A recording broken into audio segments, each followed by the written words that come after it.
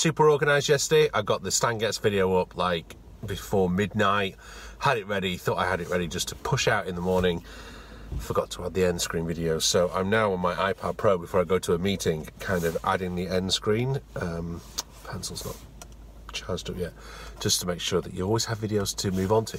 Just quickly before we move on with today's advent calendar, can I just get you to put in the comments, which one do you prefer? Is Apple Music or Spotify better? Because if most of you are using Apple Music, kind of it is a bit of work to create a Spotify playlist of the same stuff. So just let me know which one you prefer. I know I went back and I said about a while back about how I wasn't happy with Spotify, but I've got to say, as a user, in terms of as someone who wants to listen to a lot of music, it's amazing. Like last night preparing today's playlist, just to go through some of those really quite rare albums that I may never, well certainly 20 years ago, I wouldn't have been able to find unless I went to London to a specialist jazz shop. So it's great to have that.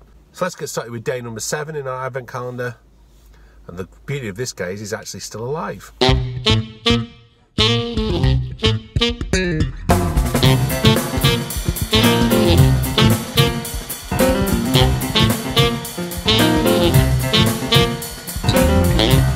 So Dave Liebman was born in New York in 1946.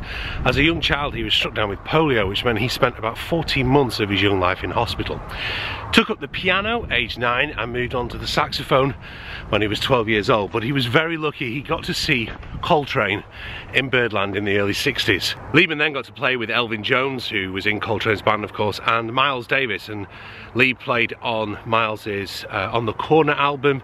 That was the first time. There's a great story that Liebman tells of basically him getting a phone call while he was at the doctor's or the dentist or something, that he had to go to this recording session that Miles was doing, kind of showing up. Everyone was using synthesizers, and the fact that he had like no idea where the root was, what he was playing, but Miles seemed to like it, and as a 25-year-old that must have been very intimidating.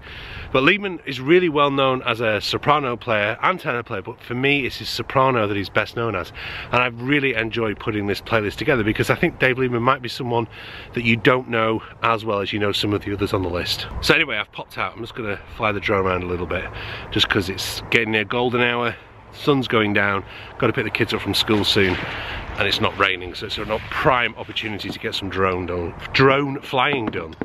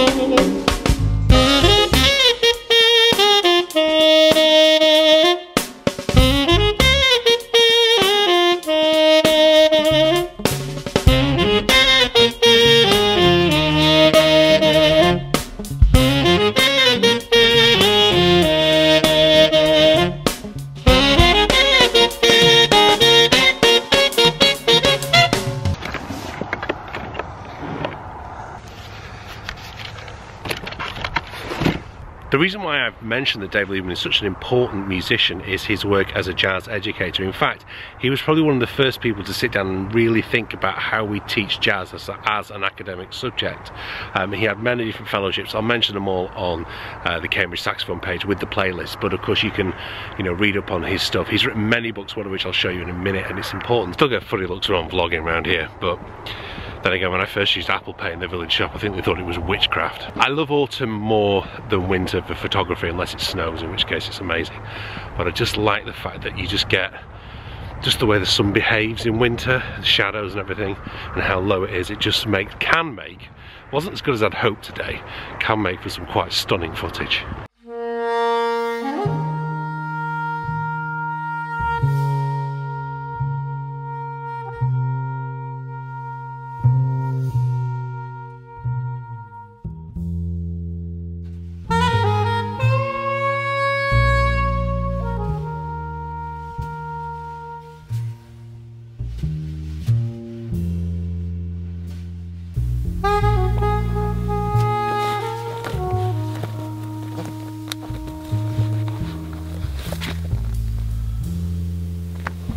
Dave Liebman himself studied with Lenny Tristato and Charles Lloyd, but most famously with Joe Allard.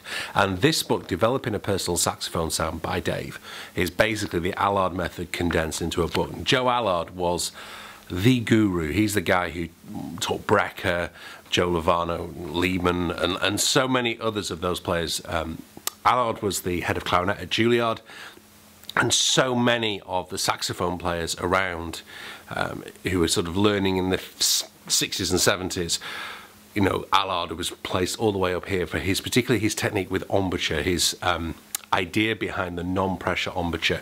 And it's something that I work to now. I actually used to play with double embouchure, and I had a nose operation. It wasn't a cosmetic nose job, I've broken it so many times playing cricket and football. And when I came out of the operation, I couldn't actually, and I still can't, pull my upper lip over my teeth, which I used to be able to do for the sake of a double embouchure position. I mean, it really doesn't go far enough. That isn't going to make it on the thumbnail. So playing with the no pressure, the Allard method, which is kind of getting the corners back, making the U shape, and really using these cheek muscles as you see in pictures of Charlie Parker, Coltrane, all those guys, Brecker, you know, all those people. It's a different concept of embouchure. And is well worth exploring. And if there's one book, I mean, I'm not a person to recommend a lot of books. This book, though, is fantastic. There's some great exercises in it. I still refer back to it. I get all my students at Cambridge who study with me there. They all are told in first year, this is the first year textbook we're working on. I'm pretty certain in sort of Juilliard with Allard, it was most of those exercises were like the first term, first semester, were just basically some of these long tone exercises. That's all you did, you didn't play anything else. Some people are asking me, gosh, it must take a long time to put this playlist together, but yeah, it does. But I really enjoy working my way through them, and I've got to get on now with day 8, even though you're now watching day 7, because I need to plan ahead and start organising the music for some different saxophone players. Like I said, if you don't necessarily agree with this, it's not the time for a thumbs down, it's the time to create your own content, put your own video up there, and tell the world about who your favourite saxophone players are. Just thinking that I'll quickly do a very quick Q&A. Chris asked me, Dan, which Lester Young or Billie Holiday album would you recommend to hear them? Where to go, Lester Young, Billie Holiday? I've said here A Musical Romance. There are many different, and the thing is now with playlists and collaboration albums that have come out over the years, I'd be better off getting some of those collaboration albums that are out. Cornelius asked me, what was the piece? And I'm sorry, Cornelius, I forgot to answer you, so I'm going to grab the JS Bach book now. Okay, the piece I was playing there, I'm probably going to get the pronunciation wrong, was the Courante from Bach's Cello Suite number 2. So it's kind of it's the third movement of that suite. Okay, you see that there? Hope that answers your question. Just to go back to Jared, your question about which apps I'm using on the computer. The primary app I use most days is Transcribe by 7th String Software. I use that every single day if I'm practicing. I use that almost as much as I use email and Pages. My other couple of favourite apps I've been using recently, an app called Trello, which is a way of like a productivity tool app.